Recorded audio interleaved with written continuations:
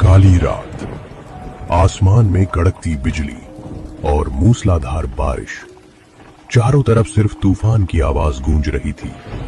उसी तूफानी रात में एक किसान माधव शहर से अपने गांव की तरफ लौट रहा था। माधव पूरे दिन का थका हुआ था, लेकिन उससे भी ज्यादा परेशान कर रही थी ये ठंडी बारिश और तेज हवा। जंगल के कच्चे रास्ते पर चलते चलते अचानक रात गहरी हो गई। अब न रास्ता साफ दिख रहा था, न ही आसपास कोई इंसान। हे भगवान, कैसी आफत वाली रात है ये। हवा इतनी ठंडी है कि हड्डियां तक कांप रही हैं। लगता है इस साल ठंड जल्दी ही दस्तक देने वाली है। अभी तक घर भी नहीं पहुंच पाया। अगर देर हो गई तो घर वाले भी चिंता में पड़ जाएंगे। काश थोड़ी रोशनी होती तो ये जंगल का रास्ता साफ दिखाई देता। माधव धीरे धीरे आगे बढ़ता रहा। बारिश अब और तेज हो चुकी थी। तभी अचानक दूर अंधेरे में उसे हल्की सी पीली रोशनी टिमटिमाती हुई दिखाई दी। माधव कुछ पल के लिए धक से रह गया। उसने ध्यान से उस रोशनी को देखा। अरे, ये रोशनी, लगता है वहां किसी का घर है, लेकिन इस घने जंगल के बीचों बीच अकेला घर, कुछ तो अजीब है। लेकिन अभी सोचने का वक्त नहीं है। इस तूफान में अगर कहीं आसरा मिल जाए तो वही बहुत है। बस रात यहीं काट लूंगा, सुबह होते ही अपने रास्ते निकल जाऊंगा। माधव धीरे धीरे उस पुराने घर की ओर बढ़ने लगा। तेज बारिश की बूंदें उसके चेहरे पर पड़ रही थी और ठंडी हवा उसके कपड़ों को भिगो चुकी थी। उसके मन में डर भी था, लेकिन इस तूफानी रात में उसे वही घर एक उम्मीद की तरह दिखाई दे रहा था। घर के दरवाजे के सामने पहुंचकर माधव कुछ पल के लिए रुक गया। उसने चारों तरफ नजर दौड़ाई। जंगल बिल्कुल शांत था, सिर्फ हवा और बारिश की आवाज सुनाई दे रही थी। माधव के मन में एक अजीब सा डर पैदा हो गया। पता नहीं अंदर जाना सही रहेगा या नहीं। इतने घने जंगल में ये अकेला घर, कुछ तो अजीब लग रहा है। लेकिन बाहर खड़े रहने से तो अच्छा है कि अंदर जाकर रात काट लूं। आखिरकार माधव ने हिम्मत जुटाई और दरवाजा को धीरे से खटखटाया। कोई है अंदर? सुनिए, कोई है क्या? मैं रास्ते का मुसाफिर हूँ। इस तूफान में सफर करना मुश्किल हो गया है। अगर थोड़ी देर के लिए रुकने की जगह मिल जाए तो बड़ी मेहरबानी होगी। कुछ पल तक अंदर से कोई आवाज नहीं आई। माधव वापस मुड़ने ही वाला था कि तभी दरवाजा चर्र की आवाज के साथ धीरे धीरे खुल गया। दरवाजे के सामने एक बुजुर्ग आदमी खड़ा था। उसकी आंखें अजीब तरीके से चमक रही थी। अरे बेटा, इतनी भयानक रात में तुम इस जंगल में क्या कर रहे हो? कहीं रास्ता तो नहीं भटक गए? नहीं बाबा, मेरा नाम माधव है। मैं पालमपुर गांव का रहने वाला हूँ, खेती करता हूँ। आज शहर बीज लेने गया था, लेकिन लौटते लौटते रात हो गई। इस तूफानी बारिश में आगे जाना मुश्किल है। अगर आप इजाजत दें तो मैं बस आज की रात यहाँ रुक जाऊं। सुबह होते ही अपने गांव निकल जाऊंगा। अरे बेटा, ऐसी रात में किसी मुसाफिर को बाहर खड़ा रखना ठीक नहीं। आओ, अंदर आ जाओ। माधव अंदर चला गया। घर के अंदर हल्की सी लालटेन की रोशनी जल रही थी। कमरा पुराना था, दीवारें भी काफी जर्जर लग रही थी। माधव की नजरें कमरे के हर कोने को गौर से देख रही थीं। बाबा, आप यहाँ इस वीरान जंगल में अकेले रहते हो क्या? आपको यहाँ डर नहीं लगता? हमारे गांव में तो अगर कोई जंगली जानवर भी आ जाए तो पूरा गांव घबरा जाता है, और आप तो यहाँ जंगल के बीच रहते हो। क्या करें बेटा, मजबूरी इंसान से सब कुछ करवा देती है। हमारे गांव में कुछ साल पहले भयानक आग लग गई थी। उस आग में हमारा सब कुछ खत्म हो गया। फिर हम दूसरे गांव में रहने गए, लेकिन वहां के लोगों ने हमें अपनाने से मना कर दिया। तब मजबूरी में मैं और मेरी बेटी इस पुराने घर में आकर रहने लगे। ये सुनकर माधव के चेहरे पर भी उदासी छा गई। ओह, आपकी बेटी भी है, लेकिन वो कहीं दिखाई नहीं दे रही। क्या वो घर पर नहीं है? है बेटा, वो यहीं है, दूसरे कमरे में सो रही है। उसे शाम ढलते ही नींद आ जाती है, इसलिए जल्दी सो जाती है। तुम भी काफी थक गए लगते हो, आराम कर लो। अगर भूख लगी हो तो मैं कुछ खाने को ले आऊं? नहीं बाबा, उसकी जरूरत नहीं। मैं रास्ते में ढाबे पर खाना खा चुका हूँ। आप चिंता मत करो, अगर कुछ चाहिए होगा तो मैं आपको आवाज दे दूंगा। बुजुर्ग आदमी वहां से धीरे धीरे उठकर दूसरे कमरे की ओर चला गया। माधव भी थका हुआ था। उसने कमरे में पड़े पुराने बिस्तर पर लेटकर आंखें बंद कर ली। बाहर तूफान की आवाज अब धीरे धीरे कम हो रही थी।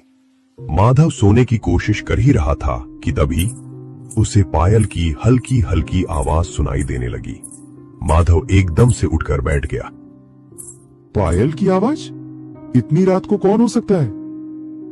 माधव धीरे धीरे उठकर दरवाजे की ओर बढ़ा। उसने दरवाजा खोला और बाहर आ गया। अब बारिश रुक चुकी थी। आसमान में काले बादल तैर रहे थे और चारों तरफ अजीब सी खामोशी फैली हुई थी। तभी माधव की नजर आंगन में बैठी एक लड़की पर पड़ी। अरे, आप यहाँ? बाबा तो कह रहे थे कि आप सो गई हैं। इतनी रात को अंधेरे में अकेले क्यों बैठी हो? सब ठीक है ना? जी सब ठीक है, बस नींद नहीं आ रही थी इसलिए बाहर आकर बैठ गई। वैसे आप कौन हैं और इस घर में कैसे? मेरा नाम माधव है। मैं पालमपुर गांव का किसान हूँ। आज शहर से बीज लेकर लौट रहा था, लेकिन रास्ते में तूफानी बारिश शुरू हो गई। तभी आपके बाबा मिले। उन्होंने ही मुझे रात यहीं रुकने को कहा। शायद तब आप सो रही थीं। हाँ, आपने ठीक ही किया यहाँ रुककर। इस तूफानी बारिश ने बहुत लोगों को मुश्किल में डाल दिया है। ऐसी अंधेरी रात में बाहर निकलना खतरे से खाली नहीं होता। कम से कम यहाँ आराम से रात गुजार कर सुबह निकल जाओगे। अब तो मुझे भी लग रहा है कि मैंने सही फैसला लिया। अगर यहाँ नहीं रुकता तो आपसे मुलाकात कैसे होती? आप बीना कैसी बातें करते हैं। मेरा नाम मनीषा है, लेकिन हर मुलाकात अच्छी ही हो ऐसा जरूरी नहीं होता। इन काली तूफानी रातों में कभी कभी इंसान से ज्यादा डरावनी चीजें भी भटकती हैं। अरे, आपकी बातें सुनकर तो डर लगने लगेगा। ऐसा लग रहा है जैसे इस जंगल में इंसान नहीं भूत घूमते हों। इतना मत सोचिए। आप बताइए, इस जंगल में रहकर बोर नहीं हो जाती? दोनों बातें ही कर रहे थे कि तभी आसमान में जोर से बिजली चमकी और अचानक बारिश फिर से शुरू हो गई। तेज बारिश को देखकर दोनों जल्दी जल्दी अंदर चले गए। माधव अपने कमरे में वापस आकर लेट गया, लेकिन अब उसकी आंखों के सामने बार बार मनीषा का चेहरा घूम रहा था। सोचते सोचते कब उसे गहरी नींद आ गई उसे पता ही नहीं चला। कुछ देर बाद सुबह की हल्की धूप कमरे में आने लगी। तभी अचानक माधव की आंख खुल गई। अरे, दिन भी निकल आया और मैं अभी तक सो रहा हूँ। अब तो गांव जाने में देर हो जाएगी। चलो पहले मनीषा जी और बाबा से मिलकर निकलता हूँ। माधव जल्दी से उठकर कमरे से बाहर आया, लेकिन बाहर आकर उसे कुछ अजीब सा महसूस हुआ। पूरा घर बिल्कुल खामोश था। बाबा, मनीषा जी, कहाँ हो आप लोग? अरे, ये क्या? रात में तो घर पे ही थे दोनों। कहीं दिखाई क्यों नहीं दे रहे? कहीं ऐसा तो नहीं कि मैं देर से उठा और वो दोनों कहीं बाहर चले गए हों? सोचा था जाने से पहले मनीषा जी से एक बार मिल लूं, लेकिन लगता है अब बिना मिले ही जाना पड़ेगा। गांव जाने में भी देर हो रही है। मां भी चिंता कर रही होगी। माधव गांव पहुंचने की जल्दी में उस घर पर रुके बिना ही आगे बढ़ गया था। सुबह का समय था। बारिश थम चुकी थी और हल्की ठंडी हवा जंगल के पेड़ों को धीरे धीरे हिला रही थी। बारिश के बाद पूरा रास्ता हरा भरा और सुहावना लग रहा था।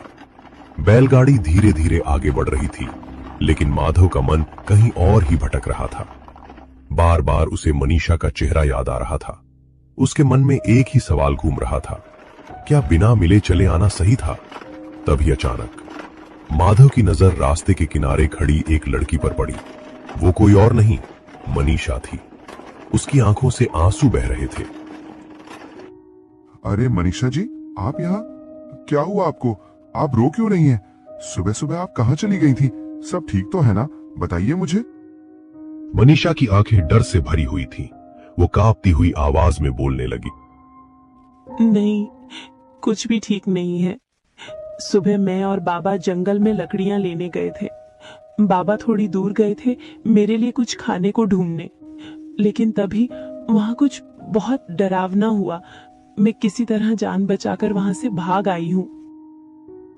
क्या हुआ मनीषा जी? आप इतनी डरी हुई क्यों हैं? कहीं आपको चोट तो नहीं लगी? डरिए मत, मैं यही हूँ। आप आराम से बताइए, आखिर हुआ क्या? वो शेर बाबा को अपने साथ ले गया। मैंने अपनी आंखों से देखा। मैं कुछ भी नहीं कर पाई। पहले माँ मुझे छोड़कर चली गई और अब किस्मत ने बाबा को भी मुझसे छीन लिया। अब मैं क्या करूं? कहाँ जाऊं? अब तो मैं सच में बिल्कुल अकेली रह गई हूँ। ये सुनकर माधव का दिल भर आया। नहीं मनीषा जी, खुद को अकेला मत समझिए। शायद मैं आपके बाबा को तो नहीं बचा पाया, लेकिन अब आपको अकेला नहीं छोड़ूंगा। आइए मेरी बैलगाड़ी में बैठ जाइए। अगर आपको मंजूर हो तो आज से आप मेरे साथ चल सकती हैं। क्या आप सच कह रहे हैं? मैंने तो सोचा था भगवान ने मुझसे सब कुछ छीन लिया, लेकिन शायद उसी ने आपको मेरे लिए सहारा बनाकर भेजा है। मैं चलूंगी आपके साथ, लेकिन एक बात है, अगर मैं आपके साथ चली गई तो फिर कभी उस जंगल में वापस नहीं जाऊंगी। मैं भी यही चाहता हूं मनीषा जी। सच कहूं तो कल जब पहली बार आपको देखा था, तब से बार बार आपका चेहरा ही याद आ रहा था। पता नहीं क्यों, लेकिन दिल कहता है कि अब हमें अकेले नहीं रहना चाहिए। अगर आप साथ चलें तो शायद जिंदगी फिर से मुस्कुराने लगे। मैं भी आपके साथ जाने के लिए ही आई हूँ।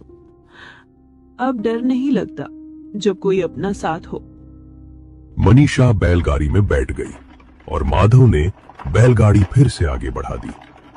सफर करते करते धीरे धीरे शाम ढलने लगी। सूरज की आखिरी किरणें खेतों पर पड़ रही थीं। माधव अपनी बैलगाड़ी लेकर गांव की चौपाल की ओर पहुंचा। वहां कुछ गांव वाले बैठे बातें कर रहे थे।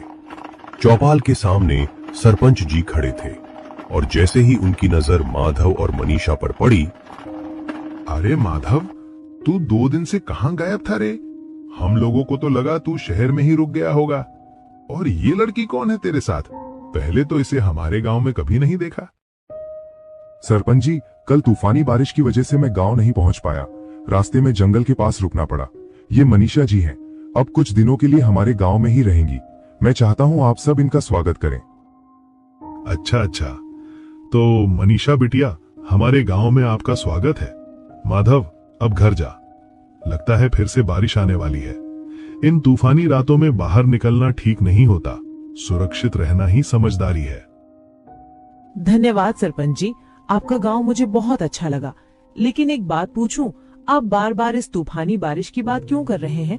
क्या ऐसी रातों में सच में कुछ अजीब होता है? सरपंच के चेहरे का रंग अचानक थोड़ा गंभीर हो गया। बेटा, तुम नई हो यहाँ, इसीलिए शायद नहीं जानती। जब ऐसी तूफानी बारिश होती है तो जंगल और आसपास की बुरी शक्तियां बहुत सक्रिय हो जाती हैं। इसीलिए इन रातों में लोग जल्दी घरों के अंदर चले जाते हैं। बाहर रहना ठीक नहीं माना जाता। इतने में अचानक आसमान में बिजली चमकी और फिर से तेज बारिश शुरू हो गई। माधव जल्दी से मनीषा को लेकर अपने घर की ओर चल पड़ा। अरे बिटवा, तू तो कल आने वाला था ना? कहाँ रह गया था? तुझे पता है मुझे कितनी चिंता हो रही थी। और ये लड़की कौन है तेरे साथ? माँ, ये मनीषा है। इसके घर में अब कोई नहीं बचा। ये बिल्कुल अकेली हो गई थी, इसलिए मैं इसे अपने साथ ले आया। अगर आप कहें तो ये कुछ दिन हमारे साथ रह सकती है। अरे रे, इस बेचारी के साथ तो बहुत बुरा हुआ। तूने अच्छा किया बेटा, जो इसे अकेला नहीं छोड़ा। लेकिन पता नहीं क्यों मुझे ये सब थोड़ा अजीब सा लग रहा है। डरना तो स्वाभाविक है अम्मा। अचानक कोई अनजान लड़की आपके घर आ जाए, फिर भी आपने मुझे यहाँ रहने दिया, इसके लिए मैं आपका बहुत आभार मानती हूँ। ठीक है बेटा, तुम दोनों बहुत थक गए होगे। माधव, मनीषा के लिए अपने कमरे के पास वाले कमरे में ले जा। अगर ये कहानी आपको पसंद आई हो तो वीडियो को लाइक करें, चैनल को सब्सक्राइब करें और कमेंट में बताइए अगली कहानी किस पर चाहिए।